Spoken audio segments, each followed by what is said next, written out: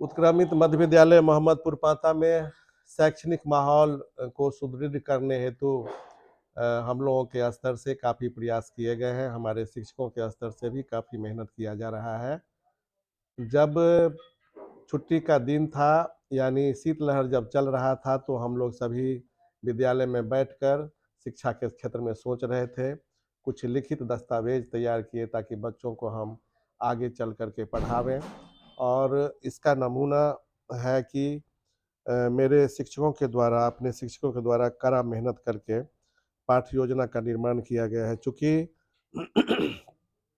समय साल का तो अंत हो रहा है, लेकिन अभी 15 मार्च से परीक्षा आयोजन किया जाना है। तो 15 मार्च और अभी 28 जनवरी चल रहा है, तो 28 जनवरी और 15 मार्च के बीच जो बच्चों को दिया जाना है, जो बच्चों में पढ़ाया जाना है, उसके लिए एक योजना तैयार किया गया है सभी शिक्षकों के द्वारा। आप देख सकते हैं कि सभी शिक्षक काफ़ी मेहनत करके इस योजना का निर्माण किए हैं। पाठ्य योजना बनाए हैं। 15 मार्च तक की उनका योजना है। अगले साल हम लोग विस्तृत रूप से साल भर का पाठ्य योजना का निर्माण मिलकर करेंगे। तो इसमें सभी लोगों का जो मेहनत है वह काफ़ी सराहनीय है, और आप देख सकते हैं कि सभी लोग काफ़ी मेहनत से इस योजना का निर्माण किए हैं। एक से एक बढ़ कर के सभी लोग निर्माण किए हैं। तो जिसमें से हम एक लेना चाहेंगे, हमारी स्कूल की शिक्षिका है, ये नवनियुक्त शिक्षिका हैं मीनाक्षी कुमारी। तो इनका ये भी काफ़ी मेहनत करके ये अपने कॉपी में संधारित किए हैं इनको क्या पढ़ाया जाना है, और जहाँ-जहाँ इनका घंटी है उससे संबंधित तो हम आपको बताएँगे। ये इनका पहले निपुण भारत मिशन 22 से 27 जो चलना है, इनका इन्होंने हेडिंग बनाया है, और टीचर का इन्होंने डेफिनेशन दिया है कि टैलेंटेड होना चाहिए, प्रतिभाशाली, और ई से होता है एजुकेटेड, शिक्षित, एडोरेबल, मनमोहक होना चाहिए। उसके बाद है चार्मिंग होना चाहिए, आकर्षक, और उसके बाद है आपको हेल्पफुल होना चाहिए टीचर को। उसके बाद प्रोत्साहित करने वाले भी होना चाहिए, और रिस्पॉन्सिबल, जवाबदेह व्यक्ति होना चाहिए। तो इस तरह से टीचर का इन्होंने डिफिनीशन बड़ा अच्छा से दिया है। फिर इन्होंने कुछ कोटेशन लिखा है, one child, one teacher, one book and one pen can change the world. ये आपको मलाया यूसुफ के द्वारा बोला गया ये कोटेशन है। और भी कोटेशन है, all students can learn and succeed but not in the same way and not in the same day. ये विलियम जी स्पैडी के द्वारा कहा गया है। एक और नीचे में कोटेशन है, जब हम ये सोचते हैं कि हम सब जानते हैं, तब हमारा सीखना बंद हो जाता है, डॉक्टर सर्वपल्ली राधाकृष्णन ने कहा है। अब निपुण भारत मिशन जो अभी 2000 शिक्षा नीति 2020 में लागू हुआ है, उसके अंतर्गत निपुण भारत मिशन शिक्षा योजना, शिक्षा पर जो काम करना है उसमें इन्होंने पूरा निपुण का बताया है कि national initiative for proficiency in reading with understanding and numeracy. उसके अंतर्गत एफएलएन आता है, जो बच्चों में हम लोगों को 6 से 9 आयु वर्ग के बच्चों को शिक्षा दिया जाना है, गुणवत्तापूर्ण शिक्षा दियाना है। उसमें क्या दक्षता होनी चाहिए उसके संबंध में है FLN foundation literacy and numeracy. ये इसका पर्पस है कि सभी बच्चों में अक्षर और संख्या ज्ञान की प्राप्ति, इसका उद्देश्य है एफएलएन का। इन्होंने अपना पूरा पता लिखा है। ये शिक्षिका है, पंचायत घोड़घट्टा हो गया, प्रखंड सदर दरभंगा, जिला दरभंगा। विद्यालय का यू डैश कोड इन्होंने लिखा है पिन कोड के साथ। अब इनका शिक्षक का पूर्ण विवरण है। मीनाक्षी कुमारी सामाजिक विज्ञान के शिक्षक हैं, स्नातक शिक्षक हैं जो नवनियुक्त हुए हैं। इनका योगदान 7 मार्च 2022 को विद्यालय में हुआ था। इनका पता, ये बेगूसराय जिला से बिलोंग करते हैं, और इन्होंने अपना बायोडाटा इसमें दिया है। अब हमारे विद्यालय में जितने शिक्षक पदस्थापित हैं, उन सभी शिक्षकों का नाम इन्होंने संधारित किया है। मैं स्वयं हो गया, मनोज कुमार यादव प्रधानाध्यापक, संगीता कुमारी, राम प्रकाश मंडल, लक्ष्मी रानी, रंजीत लाल देव, राम प्रसाद चौपाल, बॉबी कुमारी, रूपा कुमारी, सईद आलम अंसारी, निरंजन कुमार निराला, श्याम शरण महतो, बैजंती कुमारी, प्रीति कुमारी, विजया कुमारी, उमेश कुमार पंडित, राजीव रंजन, पवन कुमार, प्रिया कुमारी, मीनाक्षी कुमारी, रंजना कुमारी। इस तरह से हमारे शिक्षकों की सूची है। कुल 20 शिक्षक हम लोग 1 to 8 वर्ग के लिए हैं। अब जो हमारे स्कूल में जो नामांकन का जो स्थिति है वर्गवार, कोटिवार, उसको इन्होंने बड़ी सुंदर से दर्शाया है, जिसमें पहला वर्ग में कुल 62 बच्चे हैं। आप कैटेगरी वाइज देख सकते हैं कि लड़का कितना है, सामान्य में लड़की कितना है, अनुसूचित जाति में, पिछड़ा में, कुल मिलाकर के 61 है। इसी तरह से दूसरा वर्ग का, तीसरा वर्ग का, चौथा वर्ग का, पाँचवा, छठा, सातवां, आठवां वर्ग का, ये कोटिवार इन्होंने बच्चा की संख्या को बताया है। इस तरह से मेरे विद्यालय में 724 बच्चे नामांकित हैं 1 to 8। अब जो हमारे पास वर्ग कक्ष है वह 7 वर्ग कक्ष फंक्शनिंग है, और एक वर्ग कक्ष में स्मार्ट क्लास चलता है, और एक वर्ग कक्ष 9th क्लास के लिए रखे हुए हैं। कुल 9 वर्ग कक्ष है, जिसमें हम 7 वर्ग कक्ष का प्रयोग क्लास 1 to 8 के बच्चों के लिए करते हैं, जिसमें प्रथम वर्ग और दूसरे वर्ग का जो बच्चा है उसको हम रूम संख्या 1 में बैठाते हैं। फिर तीसरा वर्ग का एक रूम में, इस तरह से 7 वर्ग कक्ष का हम उपयोग करते हैं, जो उन्होंने अपने इसमें अच्छा से दर्शाया है। अब ये स्कूल का समय तालिका है। इन्होंने उस समय तालिका को अपने पुस्तिका पर संधारित की है, बड़ा आकर्षक ही मनमोहक बनाया है। आप देख सकते हैं 8वां, 7वां, छठा, 5वां, चौथा, तीसरा, पहला और दूसरा, सभी का है। पहला घंटी चेतना सत्र जो विद्यालय में, हर एक विद्यालय में संचालित होता है। मेरे यहाँ भी 9 बजे से लेकर 9:50 तक चेतना सत्र का संचालन होता है। उसके बाद 9:50 से मेरा जो है क्लास आवर शुरू हो जाता है। तो इसी चेतना सत्र में सभी शिक्षक मौजूद रहते हैं, और उनका जो घंटी है डिफरेंट शिक्षकों का डिफरेंट अवधि में जो घंटी है उसका संधारण है ये। अब उनके जिम्मे जो उन्होंने अपना लिखा है ये, तो उनके जिम्मे जो कार्य है उनके बारे में दर्शाया। चेतना सत्र में सभी शिक्षकों की उपस्थिति अनिवार्य है। वर्ग संचालन कार्य उनका जो विषय दिया गया है, 8वें वर्ग में सामाजिक विज्ञान, और चौथा वर्ग में अंग्रेजी व्याकरण, ये 2 घंटी है उनका। वर्ग का संचालन के अलावा भी उनका कुछ जवाबदेही है। चेतना सत्र में बच्चों के साथ तो रहते ही हैं, साथ में बच्चों को सामान्य ज्ञान की जानकारी भी देते हैं। इसमें लिखे हैं उन्होंने कि बातों की जानकारी देना, जिससे बच्चों का मानसिक और बौद्धिक विकास हो। दूसरी घंटी में विशेष अतिरिक्त समय देकर कमजोर बच्चों को अक्षर बोध, संख्या बोध इत्यादि हमारे विद्यालय में कराना, जिससे कमजोर बच्चों को सही से विकास हो और वे विद्यालय की मुख्य धारा से जुड़ सकें। तो इस तरह से उन्होंने उनकी जो जवाबदेही है इस पर संधारण किया गया है। चेतना सत्र में मेरे द्वारा 16/2 इतना से 15, ये आपको पहले बताया कि 16/1/2023 से 15/3/2023 तक का ये प्लान है, ये पाठ्य योजना है। इसमें उन्होंने अपना बताया कि सामान्य ज्ञान से संबंधित बातों की बताने जाने वाली मुख्य बातें निम्नलिखित है। बच्चों को अल्फ़ाबेट, इनका एक अजब तरीका है, एक अनमोल, बड़ा ही अच्छा आकर्षक है कि आपको किसी जिला के बारे में जानकारी देना है तो अल्फ़ाबेटिकल रूप से, जैसे ए से अररिया, ए से अरवल, ए से औरंगाबाद, 3 जो जिला है वह ए से शुरू है। फिर बी से बांका, बेगूसराय, भागलपुर, भोजपुर, बक्सर, 5 जिला जो है वह बी से है। बच्चों का जानकारी ये चेतना सत्र में बड़ा ही आनंददायक रूप से बच्चों को याद कराते हैं। डी से एक जिला है दरभंगा, जी से गया और गोपालगंज, जे से जमुई और जहानाबाद, के से कैमूर, कटिहार, खगड़िया, किशनगंज, एल से लखीसराय, एम से मधेपुरा, मधुबनी, मुंगेर, मुजफ्फरपुर, एन से नालंदा, नवादा।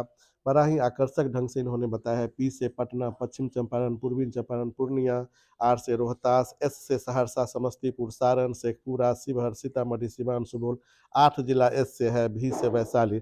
इस तरह से 38 जिला की जानकारी इन्होंने बड़ा सुंदर से इनमें सजाया है, और बच्चों को भी दिया जाना है इनको।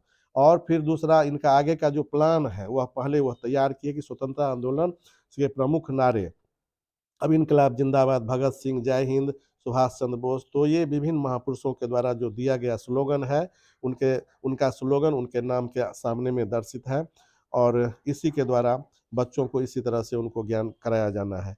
और महापुरुष का जो उपनाम था, जैसे कि उनका उनके बारे में भी लिखा गया है यहाँ, जैसे बापू को बापू किनको कहा जाता था, तो मोहनदास करमचंद गांधी को चाचा किसको बोला जाता था, जवाहरलाल नेहरू। इस तरह से जितना भी यहाँ उपनाम है उनको जो उपाधि मिला मिला है उनके नाम के सामने में है, और ये बच्चों को बताना है इनको, इनका ये कार्य योजना है। अब वर्ग 8 में जैसे उनको सामाजिक विषय से संबंधित है, तो कुल पाठों की संख्या 8 है, जिसमें इन्होंने अभी तक 3 पाठ पढ़ाए हैं और अब शेष 5 पाठ पढ़ाया जाना है।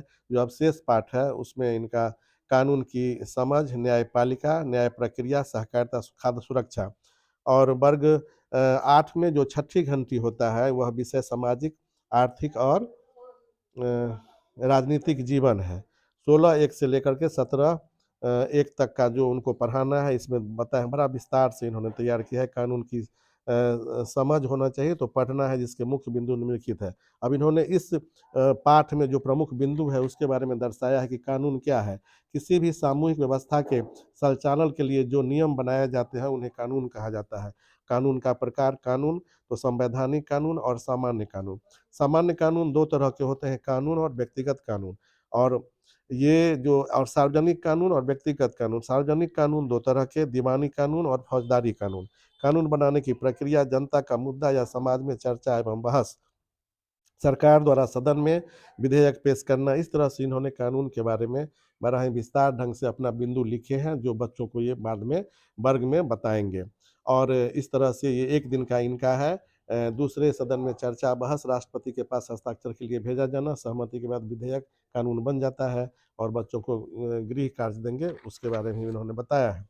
अब न्यायपालिका है, तो न्यायपालिका का क्या बिंदु है उस पाठ में लिखा हुआ है। न्याय की समझ होना चाहिए, न्यायपालिका की क्या भूमिका है, मुफ्त विधिक सहायता प्राप्त करने हेतु लोक अदालत, ये इत्यादि इन्होंने न्यायिक प्रक्रिया पाठ भी है उसमें लिया गया है। और फिर जो है मुख्य बिंदु इसका इन्होंने तैयार किया है, लेकिन थोड़ा सा रंग के कमी के कारण हम आपको उतना अच्छा से नहीं बता पाएंगे। गृह कार्य जिसमें भी इन्होंने देने का प्रयास किया है बच्चों को। पाठ 7 जो है सहकारिता। सहकारिता में कार्य जो इनका है, वर्ग कार्य है, मुख्य बिंदु है सहकारिता की जरूरत क्यों, प्राथमिक कृषि साख समिति पैक्स क्या है, उपभोक्ता सहकारी समिति, सहकारी समिति की विशेषताएं एवं कमजोरियां, समानता, लाभ का विभाजन। इतना बिंदु है इनको सहकारिता में। और फिर बच्चों को वो गृह कार्य देंगे, जो ये बिंदु लिखने के बाद बच्चों को समझाने के बाद गृह कार्य देंगे। ये कब देंगे, 24/1/2023 से 25/1/2023 तक जो पिछला गुजरा है सत्र, दिन गुजरा है, उस इनको बताना था बच्चों को। तो इनका योजना था। अब 27/1 से 27 जो कल था हमारा, कल से और 30 तक इनका योजना जो है खाद्य सुरक्षा, बच्चों को बताए हैं आज भी। और ये मंडे को भी चेतना सत्र में ही बच्चों को कुछ बताया गया है, और मंडे को खास करके ये बताएंगे कि शरीर के लिए आवश्यक एवं समर्पित पर्याप्त आहार का लंबे समय तक न मिल पाना ही कुपोषण कहलाता है। कुपोषण के मुख्य लक्षण क्या क्या है, मुख्य लक्षण आप इसमें आसानी से पढ़ सकते हैं, देख सकते हैं, बिंदुवार लिखा हुआ है। रोजगार की तलाश, खाद्य सुरक्षा के प्रमुख आयाम क्या है, ये बिंदुवार आप आसानी से इसको पढ़ सकते हैं। जितना भी आयाम है ये आप पढ़ सकते हैं। फिर खाद्य सुरक्षा भंडारण, सार्वजनिक वितरण प्रणाली की वर्तमान स्थिति क्या है, मध्याह्न भोजन योजना क्या है, उसी के अंतर्गत आता है। आप देख सकते हैं, एकदम बड़ा क्लियर ही लिखा हुआ है। यह सरकार द्वारा उठाया गया एक महत्वपूर्ण कदम है, जिसके तहत बच्चों में कुपोषण दूर करने एवं विद्यालय में पौष्टिक भोजन उपलब्ध कराया जाना ही मध्याह्न भोजन है। फिर बच्चों को उससे संबंधित गृह कार्य ये देंगे।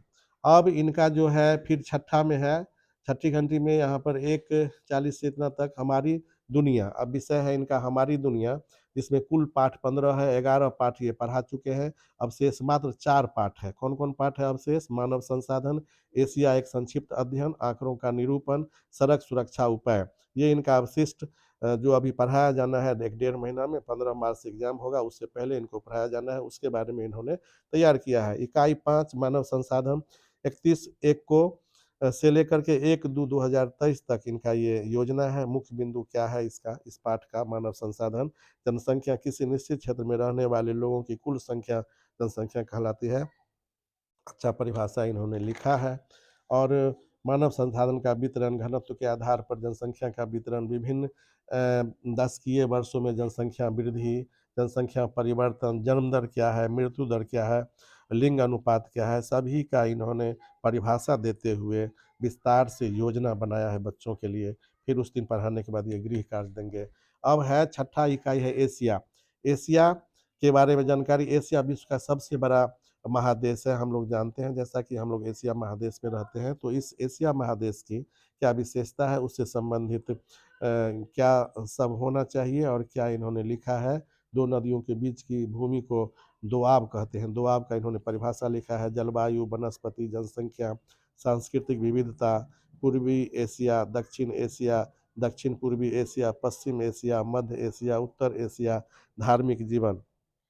इस तरह से इन्होंने एशिया के बारे में प्रमुख बिंदु और एशिया महाद्वीप से जुड़े कुछ महत्वपूर्ण बिंदु यहाँ पर है। सबसे गर्म स्थान कौन है, तो यहाँ है कुवैत। सबसे ठंडा स्थान कौन है, तो यहाँ पर लिखा ही हुआ है स्पष्ट रूप से, रूस में है यह जगह। मीठे पानी का झील कौन है, बैकाल झील है। तो इन्होंने एशिया का जो प्रमुख जगह है, महत्वपूर्ण जगह है, उसका इन्होंने विस्तार पूर्वक, अब सब जैसे सबसे ऊंचा रेल मार्ग कहाँ का है, तो चीन का है।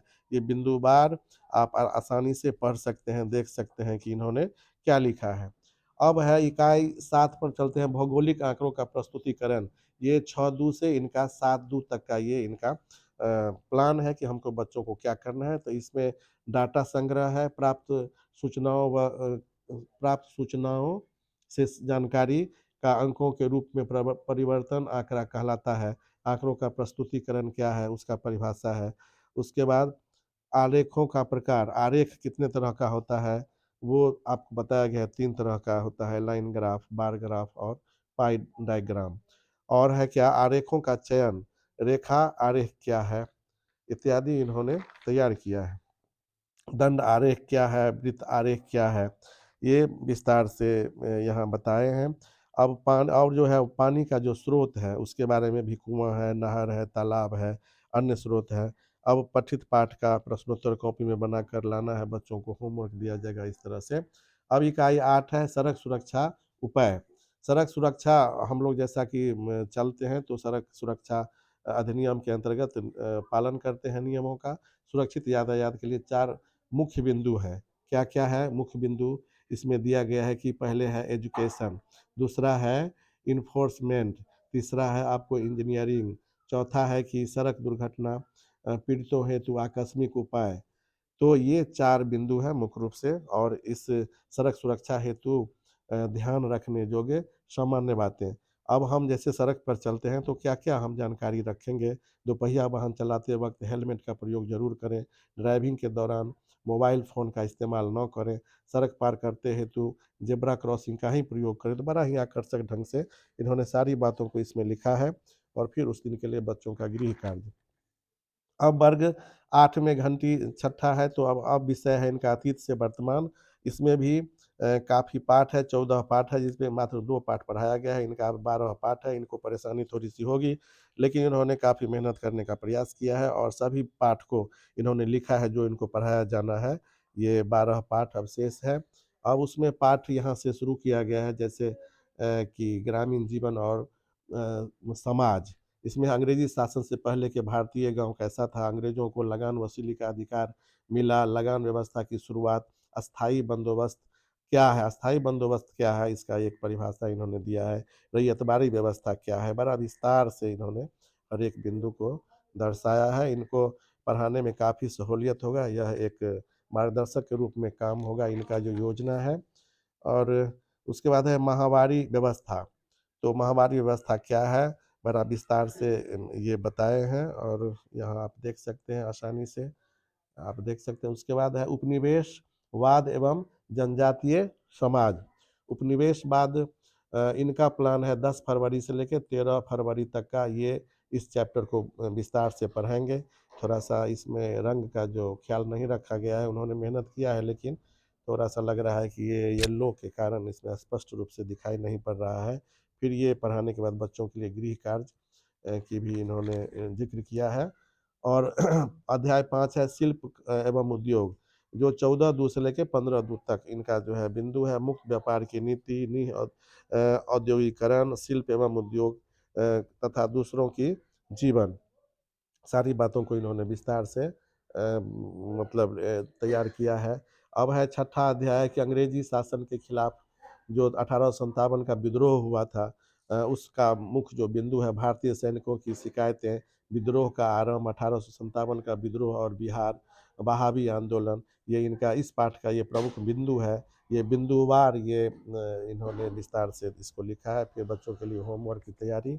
अब अध्याय ब्रिटिश शासन एवं शिक्षा, दिनांक 20 से लेकर के 21 तक इनका ये कार्य योजना है। पाठ ये है ब्रिटिश शासन एवं शिक्षा। इस पाठ का प्रमुख बिंदु ये इन्होंने पॉइंट बार बिंदु बार इस पर लिखा गया है, जो आप आसानी से पढ़ सकते हैं। अंग्रेजी शिक्षा हमें गुलाम बना दिया है, महात्मा गांधी कहा था कि जो अंग्रेजी शिक्षा है, इन्होंने कोटेशन दिया है गांधी जी के द्वारा बताया गया। अब है जातीय व्यवस्था की चुनौतियां, जो हमारे यहाँ जो जाति कल्चर है, जो हमारा देश जाति आधारित है और धर्मनिरपेक्ष देश है, लेकिन इसमें भी अभी जाति प्रथा बहुत हद तक है। तो क्या उसमें जैसे ब्राह्मण है, उसमें अत्यंज है, ये सब है, उसमें महात्मा ज्योतिबा फुले के बारे में है, वीर वीर से लिंगम के बारे में है, नारायण गुरु और जो भी महापुरुष है उनके बारे में विस्तार से है, ये सब बताया गया है। फिर गृह कार्य है और महिलाओं की स्थिति सुविधाओं के बारे में। अब महिला की पहले क्या स्थिति थी, आज़ादी से पहले विस्तार से इन्होंने लिखा है। अब काफ़ी समय भी हो रहा है, उतना पढ़ भी नहीं सकते हैं, लेकिन सराहनीय इनका जो प्लान है वो सराहनीय है। अब आगे है अंग्रेजी शासन एवं शहरी बदलाव, कैसे कैसे अंग्रेजों के समय में बदलाव हुआ, उसके क्या क्या बिंदु हैं, आप आराम से इसमें देख सकते हैं। सभी बिंदु को उन्होंने दर्शाया है।